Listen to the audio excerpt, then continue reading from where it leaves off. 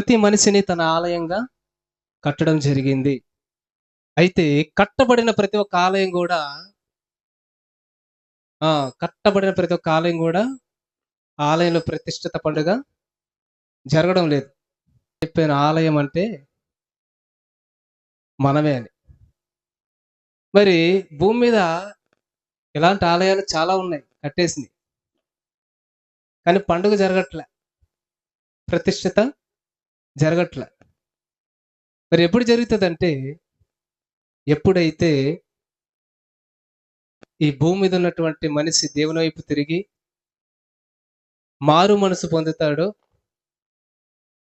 లుదియల దేవుని యొక్క వాక్యము తట్టి ఆమె హృదయం తెరవబడినట్లు దేవుడు ఎవరి మనసైతే తెరవబడుతుందో వారిలో ఆలయ ప్రతిష్ఠిత పండుగ జరుగుతుంది. హల్లెలూయా. అంటే ఆలయ ప్రతిష్ఠిత పండుగ జరగాలంటే ఏం జరగాలి? మొదట ఆలయంలో నివసించేటువంటి ఆ వ్యక్తి ఎవరనేది తెలుసుకోవాలి. ఆయన విషయం ఏంటంటే మనం తెలుసుకుంటే తప్ప మనం ఆలయ ప్రతిష్ఠిత పండుగను జరుపుకోలేము. ఎందుకంటే ప్రతి ఒక్క మనిషి కూడా దేవుని దగ్గర నుంచే మనము ఈ లోకానికి వస్తున్నాం. కానీ వచ్చిన తర్వాత ఏమవుతుందంటే మనం దేవుణ్ణి మర్చిపోతున్నాం. ఎందుకు వచ్చాము అనేది సంగతి మర్చిపోయి ఈ లోక రీతిగా బ్రతికే సందర్భాలుంటాయి. కానీ ఏదో ఒక సందర్భంలో మాత్రం తప్పిపోయిన కుమారుడు ఏ విధంగా అయితే తండ్రి దగ్గర నుంచి వచ్చి సమస్తం నష్టపోయిన తర్వాత మరలా తన తండ్రి గురించి జ్ఞాపం చేసుకొని ఎప్పుడైతే తండ్రి దగ్గరికి వెళ్ళి మారు మనసు పొంది బుద్ధి వచ్చినప్పుడు మరలా తన తండ్రి గురించి ఆలోచన చేసి ఎప్పుడైతే తన పాదాల దగ్గరికి వెళ్ళాడో అప్పుడే తనలో ఆలయ ప్రతిష్ఠ పండుగ జరిగింది. అక్కడే గొప్ప విందు కూడా తన తండ్రి జరిగించాడు. దేవునికి స్తోత్రం. ప్రియులారా, దేవుడు ఎప్పుడు ఏ సందర్భంలో ఏ సమయంలో ఏ కాలంలో మనిషి యొక్క హృదయాన్ని తడతాడో తెలీదు. ఆ సమయం కొరకు మనకైతే తెలియదు ఆ సమయం ఎప్పుడు వస్తుందో. కానీ దేవునికి తెలుసు. ప్రకటన గ్రంథంలో ఒక మాట ఉంటుంది. 4వ అధ్యాయంలో 20వ వచనం ఉంటది. ఇదిగో నేను తలుపు నొద్ద నిలుచుండి తట్టుచున్నాను. ఎవడైనను నా స్వరం విని తలుపు తీసిన యెడల నేను అతని యొద్దకు వచ్చి అతనితో నేనును నాతో కూడా అతడును భోజనము చేయుదము. దేవునికి స్తోత్రం. దేవుడు ఎప్పుడు వచ్చి తలుపు తడతాడో తెలియదు. లుదియా జీవితంలో అదే జరిగింది. తన మనస్సు దేవుడు ఏం చేశాడంట? తెరిచాడు. కాబట్టి అక్కడ ఆలయ ప్రతిష్ఠ పండుగ అక్కడ జరగడానికి అవకాశం కలిగింది. కనుక ప్రియులారా, దేవుని యొక్క సంకల్పం ఎలా ఉంటుందో తెలియదు. ఇప్పటి వరకు ఈ యొక్క మందిర ప్రతిష్ఠిత జరగడానికి గల కారణం ఏంటంటే, ఈ గ్రామంలో ఉన్న సేవకుడు కూడా అదే విధంగా దేవుని వైపు తిరిగి దేవుని తెలుసుకొని తను ఒక మందిరంగా మారి దేవుడు పంపిన గ్రామానికి వచ్చి ఇక్కడ కష్టపడి ఈ మందిరంతో పాటు అనేక మందిని దేవుని యొక్క మందిరంగా మార్చడానికి చాలా కష్టపడ్డాడు.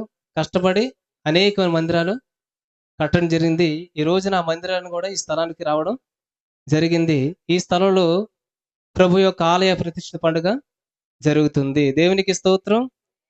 దేవుని నామానికి మహిమ కలుగును గాక. కొద్ది మాటలు దేవుడు దీవించి ఆశీర్వదించును గాక. ఆమేన్. దేవునికి మహిమ కలుగును గాక. మంచి వర్తమానాన్ని అందించినటువంటి గ్రీటింగ్ రూపంలో దేవుని దాసులకు మా వందనాలండి. అలాగే స్థానిక దేవుని దాసులు దయచేసి ఈ స్థలం మంది ఉన్నట్లయితే గనక మరి వచ్చి వారి యొక్క సాక్ష్యాన్ని అందించవలసిందిగా మనం చేస్తూ వారిని ఆహ్వానిస్తూ ఉన్నాము. స్థానిక దేవుని దాసులు దయచేసి వచ్చి వారి సాక్ష్యాన్ని అందించుకోవలసిందిగా మనం చేస్తూ ఉన్నాం.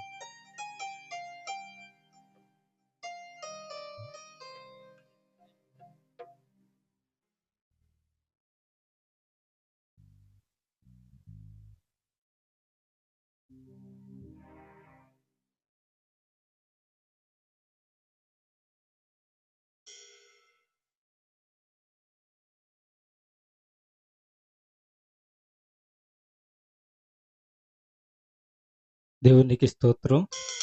హల్లెలూయా. మా ఆహ్వానాన్ని మన్నించి విచ్చేసినటువంటి పరిశుద్ధులు రేయి పగలు ఆ పరిశుద్ధ దేవునితో ఉంటూ మహిమను నింపుకుంటూ ఆయన మహింపరుస్తూ అలాంటి గొప్ప దైవజనులు మా ఆత్మీయ తల్లిదండ్రులను అలాగని నా తోటి సహదాసులందరూ కూడా మా ఆహ్వానాన్ని మన్నించి విచ్చేసినటువంటి ప్రతి దైవజనులకు దైవజనురాలందరూ కూడా ప్రభునామములో వందనాలు తెలియజేసుకుంటున్నామండి. మరి ఈ ఆలయము నిర్మించడానికి ఎన్నో కన్నీళ్లు, ఎంతో దుఃఖం ఉంది.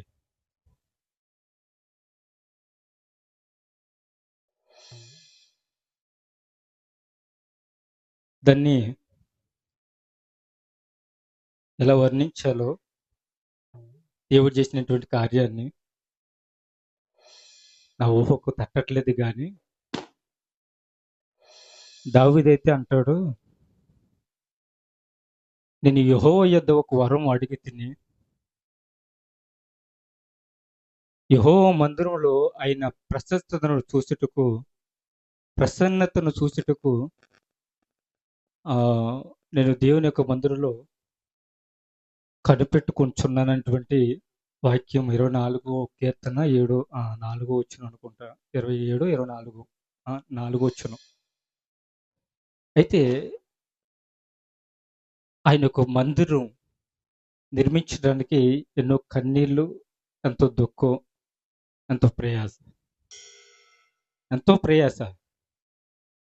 ఆ మందిరం కోసం మమ్మల్ని ఈ గ్రామానికి వచ్చిన తర్వాత కొందరు ఆటంకపరిచేవారు ఉన్నారు. మమ్మల్ని ప్రేమించి మమ్మల్ని చేరదీసి మమ్మల్ని జ్ఞాపం చేసుకునేటువంటి పెద్దలు అందరూ కూడా ఉన్నారు. అయితే ఈ మందిరం నా సొంతంగా, నా స్వలాభంగా, నా కోసం, నా కుటుంబం కోసం కట్టుకునేది కాదు. దేవుడు తన ప్రజల కోసం ఆయన కన్నీళ్ళు కారిస్తే ఏంటయ్యా అనే ఉద్దేశంతో, అయ్యా పలానా స్థలములో, ఆ స్థలములో నీవు మందిరం కడతావని ఆయన కళ ద్వారా తెలియపరచడం జరిగింది. అదే 2 సెంట్ల స్థలంలో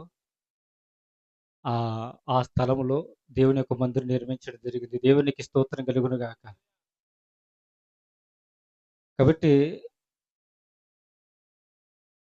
దేవునికి మందిరానికి ఆటంకకరంగాను, అభ్యంతరకరంగాను మారకూడదు. ఈరోజు దేవుని మందిరానికి వెళ్ళడానికి ఆటంకకరంగానే ఉంటుంది.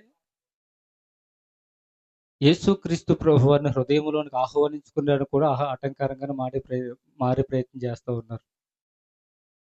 కాబట్టి నా స్వలాభం కోసం, నా కోసం, నా కుటుంబం కోసం కాకుండా దేవుని యొక్క ప్రజల కోసం, దేవుని యొక్క ఉద్దేశాన్ని నెరవేర్చడం కోసం ఆ మందిరాన్ని నిర్మించడం జరిగింది కనుక ఇంచుమించుగా 4 రోజులు నా శరీరాన్ని నేను నెలగొట్టుకొనొచ్చు. మా గ్రామ ప్రజలందరూ క్షేమం గురించి ప్రార్థన చేస్తూ ఈరోజు కూడా నిలబడడానికి నాకు ఓపిక లేదు.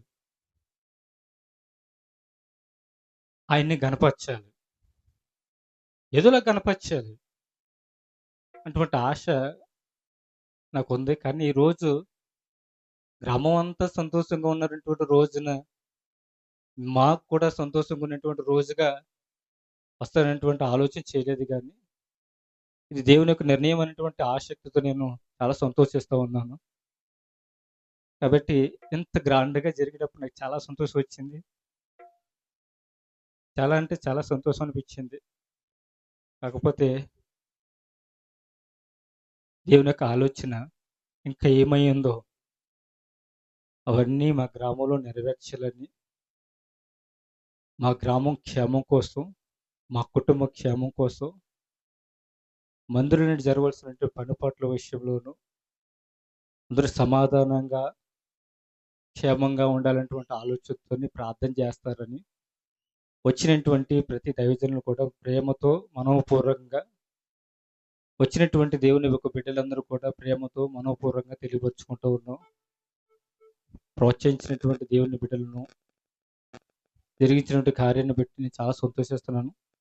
ఇంకా రాబోయే కాలంలో దేవుని యొక్క కార్యాలను గొప్పగా ఘనంగా జరగాలని ప్రార్థించండి. నిజంగా ఎంత సంతోషంగా ఇంత ఆనందంగా ఎలా బయట జరుగుతుంది అనేటువంటి ఆలోచన అయితే నాకు లేదు. ఎలా జరిగించాలి అనేటువంటి ఆలోచనతోనే ఈ కార్యక్రమాన్ని జరిగించాము. చాలా సంతోషిస్తున్నాను. ఇప్పటికే సమయం చాలా ముందు కొనసాగింది కనుక దేవుడిచ్చిన సాక్ష్యం దేవుడు దీవించిన గాక. ఆమేన్. దేవునికి స్తోత్రాలు. వారి సాక్ష్యాన్ని అందించడం జరిగింది. వాస్తవానికి ఈ గ్రామంలో సేవ చేస్తున్న దేవుని దాసులు ఆయన ఒక వ్యాపారవేత్త, వరంగల్ ప్రాంతంలోనే. ఆయన కష్టపడితే ఎలా చూసినా కానీ నెలకి మ్యాక్సిమం ₹1,00,000 సంపాదించగలిగేటువంటి కెపాసిటీ ఆయనకు ఉంది. కానీ ప్రభు యొక్క మాటను బట్టి దాని అంతటిని వదులుకొని ఈ గ్రామంలో ఒక అనామకుడిగా వచ్చి సేవ చేయడం గల కారణం. దేవునికి స్తోత్రం. ఏదేమైనా దేవుడు మిమ్మల్ని ఎంతో ప్రేమిస్తున్నాడు కాబట్టే ఆయన మీ మధ్య నివాసం చేయాలనుకున్నాడు. అందుకనే ఇదివరకు చదువుకున్న వాక్యం ప్రకారంగా దినవృత్తాంతాల గ్రంథం 2వ గ్రంథం 7వ అధ్యాయము 16వ వచనంలో చూస్తే, నా పేరు ఈ మందిరమునకు నిత్యము ఉండినట్లుగా నేను దానిని కోరుకొని పరిశుద్ధ పరిస్థితిని నా దృష్టియు నా మనసును ఎక్కడుంది? నా దృష్టియు నా మనసును నిత్యము దాని మీద ఉంది. దేవునికి మహిమ కలుగును గాక. దేవుని దాసులను మీ మధ్యకు పంపడానికి గల కారణం దేవుడు మీ మధ్యకి రావాలని ఆశ. ఆయన లోకముని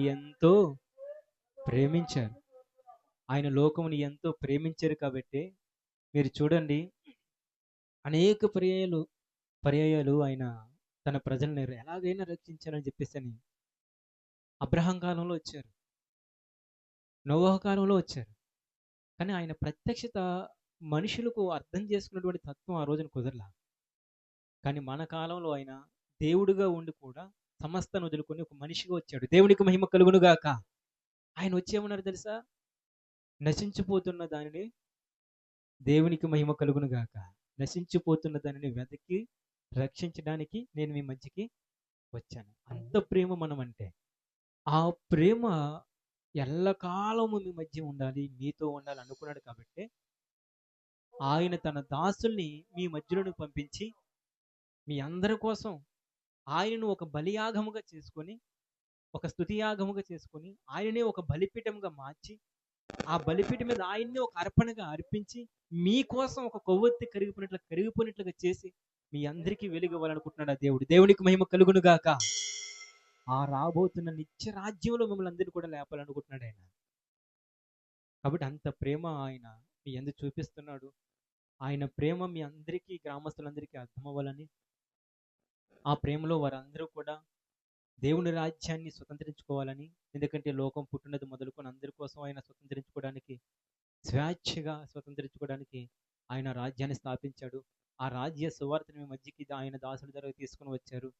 కాబట్టి ఆయన దగ్గరికి చూసారు, మనకి ఏదైనా బలహీనత కానీ, అనారోగ్యం కానీ, లేకపోతే కష్టాలు కానీ, రోగాలు కానీ వచ్చినప్పుడు ఖచ్చితంగా మనకి ఎవరు కావాలంటే డాక్టర్స్ కావాలి, హాస్పిటల్స్ ఉండాలి.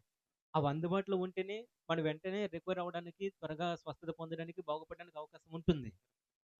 కానీ కొన్ని స్థలాల్లో మీరు చూడండి, హాస్పిటల్ ఉంటే డాక్టర్లు ఉండరు. కానీ డాక్టర్లు చాలామంది ఉన్నా కానీ ఆ ప్రాంతాల్లో హాస్పిటల్స్ ఉండవు. కానీ ఎల్లప్పుడూ మీకోసం దేవుని యొక్క ఆశీర్వాదం కలిగించడానికి దేవుని మందిలో సేవలు కనిపెట్టుకుని ఉంటాడు. దేవునికి మహిమ కలుగును గాక. అది శరీరపరంగానైనా ఆత్మపరంగానైనా, స్వస్థత అంటే స్వస్థత, ఆరోగ్యం అంటే ఆరోగ్యం, ఆశీర్వాదం అంటే ఆశీర్వాదం, పిల్లల్లో క్షేమము, మీ వ్యాపారంలో అభివృద్ధి, ఏదైనా 24 గంటలు ప్రతిరోజు మీకోసం కనిపెట్టుకుంటాడు ఆయన. దేవునికి మహిమ కలుగును గాక. దేవుని దాసులు మరి పెద్దవారు మనం వెనుకున్నారు కాబట్టి మరి సమయాన్ని వారికి అప్పగించుకుందాం. ఇంకా నా వెనుక దేవుని దాసులు మరి ఎల్లపేట గ్రామంలో సేవ చేస్తున్న వారు ఉన్నారు. నా ఈ మాటలు ముగిస్తూ వారికి కూడా ఒక 5 నిమిషాలు వారు ఒక గ్రీటింగ్ రూపంలో మరి ఈ ముఖ్యమైనటువంటి ఉద్దేశాన్ని తెలియజేస్తూ, అలాగే చివరిగా మరి మా ఆత్మీయ తండ్రి గారిని ఆహ్వానిస్తూ ప్రార్థన ద్వారాగా ప్రార్థన కూడా చేయవలసింది వారికి ఈ సమయం ఇవ్వడం జరుగుతుంది. ఒక 5 నిమిషాలు వాక్యాన్ని అందించి ప్రార్థన పూర్వకంగా దేవుని దాసులను ఆహ్వానించాలని మనవి చేస్తూ సమయాన్ని వారికి అప్పగించడం జరుగుతుంది. తండ్రికి అలాగే మమ్మల్ని ప్రేమతో ఆహ్వానించినటువంటి దేవుని ఈ గ్రామంలో సేవిస్తున్న దేవుని దాసులకి, నాతోటి సహదాసులకి కూడా వచ్చిన మీ అందరికీ కూడా ప్రభు పేరిట వందనాలు. దేవునికి స్తోత్రం. ప్రియ దేవుని సంగమా, మందిర ప్రతిష్ఠిత అంటే ఈ భూమి మీద దేవాతి దేవుడే ఈ లోకానికి వచ్చి మందిరముగా తన దహన బలి భూమి మీద అర్పించాడు. దేవుని స్తోత్రం. పేతురు రాసిన మొదటి పత్రిక 2వ అధ్యాయం 5వ వచనాన్ని చదువుకొని మనం చూద్దాం. చూడండి, 2వ అధ్యాయం 5వ వచనం. యేసుక్రీస్తు ద్వారా దేవునికి అనుకూలములగు ఆత్మ సంబంధమైన బలులు అర్పించుటకు పరిశుద్ధ యాజకులుగా ఉండినట్లు మీరును సజీవమైన రాళ్ల వలె ఉండి ఆత్మ సంబంధమైన మందిరముగా కట్టుచున్నారు. దేవునికి స్తోత్రం. ప్రభునందు ప్రియ దేవుని సంగమా, ఈ భూమి మీద శరీర సంబంధమైనటువంటి మందిరాలు కట్టబడుతూ ఉన్నాయి. అలాగే దేవుని యందు విశ్వసించి మనము కూడా ఆత్మానుసారమైనటువంటి సజీవమైన రాళ్ళ వలె కట్టబడాలి. దేవునికి స్తోత్రం. ఎందుకంటే మన పూర్వీకుడైనటువంటి మన పితరుడైనటువంటి యాకోబు తన జీవితంలో సమస్తము కోల్పోయి ఒంటరిగా ప్రయాణం అవుతూ ఉన్నప్పుడు ఒక రాత్రి నిద్రపోయి ఆయన ప్రార్థన చేసి నిద్రపోతున్నప్పుడు ఒక రాయిని తలగడగా చేసుకుని ఆయన నిద్రపోతున్నప్పుడు ఒక కళ చూశాడు. ఆ కళ ఏంటంటే ఒక నిచ్చిన ఆకాశానికి భూమికి వేయబడ్డది. దాని కొన ఆకాశాన్ని అంటింది. దాని మీద దేవుని దూతలు ఏం చేస్తున్నాయి? ఎక్కుతూ ఉన్నాయి, దిగుతూ ఉన్నాయి. ఎందుకు ఎక్కుతున్నాయి, ఎందుకు దిగుతున్నాయి? ప్రియ దేవుని సంగమా, ఈ భూమి మీద దేవుని దూతలు సంచారం చేస్తూ ఉంటాయి. మానవుడు చేసే ప్రతి క్రియ, మానవుడు చేసే ప్రతి కన్నీళ్ళు, ప్రార్థన అవి మోసుకొని వెళ్ళి దేవునికి అప్పగిస్తాయి. అయితే ఆ కళ చూసిన తర్వాత యాకోబు అన్నాడు, పరలోకపు గవిని ఇదే అన్నాడు. దేవునికి స్తోత్రం. ఎందుకంటే పరలోకానికి వెళ్ళడానికి ఒక గవిని ఉంటుంది. ఆ గవినే దేవుని మందిరం. దేవునికి స్తోత్రం. ఆ దేవుని మందిరంలో మనం అడుగు పెట్టినప్పుడు మనము కూడా ఆత్మానుసారమైనటువంటి సజీవమైన రాయిగా మార్చబడితే అదే నిజమైన మందిరం. దేవునికి స్తోత్రం. కనుక ప్రియ దేవుని సంగమా, మనమందరము కూడా ప్రభుతో ఉండి, ఎందుకంటే నోహు గారి కాలం వచ్చేసరికి నెరులు చెడుతనం బహు విస్తరించింది. ఆ టైంలో నోహుతో చెప్పాడు ఒక ఓడను తయారు చేయమని, ఓడను కట్టమని. ఆ ఓడలో ప్రవేశించిన వారు కొందరే, అనేకులు అందులో ప్రవేశించలేకపోయారు. ఎందుకంటే శరీర మాలిన్యం వారిని అందులో ప్రవేశింపనివ్వలేదు. కనుక ప్రియ దేవుని సంగమా, దేవుడు శరీరంతో పాటు ఆత్మను కూడా, తన దీపాన్ని కూడా మనలో పెట్టాడు గనక ఆ ఆత్మ నిజముగా వెలగడమే, సజీవమైన రాయిగా మారడమే నిజమైన మందిరం. దేవుడు కొద్ది మాటలు దేవుడు మనల్ని దీవించును గాక. ఆమేన్. దేవునికి స్తోత్రం. మన మధ్యలో